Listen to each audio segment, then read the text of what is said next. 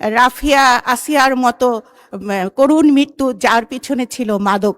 এই মাদক নিয়ন্ত্রণ সংশোধন বিল 2026, এই বিলটি আনার জন্য মাননীয় মন্ত্রীকে ধন্যবাদ জানাচ্ছি। আমরা দেখেছি রাফিয়া আসিয়ার মতো করুণ মৃত্যু, যার পিছনে ছিল মাদক। তাই এই মাদককে নির্মূল করতে হবে। সমাজ থেকে আইনটি আনার জন্য আমি জনমত যাচাইয়ের প্রচার করার জন্য বলছি। মাদকদ্রব্য নিয়ন্ত্রণ আইনে দেশের আইন শৃঙ্খলা, জনস্বাস্থ্য এবং মানবাধিকারের সঙ্গে সরাসরি সংযুক্ত।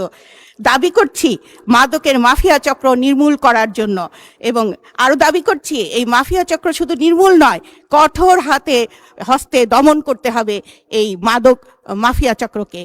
মাদক ব্যক্তি, সমাজ, পরিবারকে ধ্বংস করে দেয়। বিলে পৃথক মাদকদ্রব্য অপরাধ দমন ট্রাইব্যুনাল, সাইবার স্পেসে সংগঠিত মাদক অপরাধ দমন, ডগ স্কোয়াড গঠন এবং অধিদপ্তরের ক্ষমতা বৃদ্ধির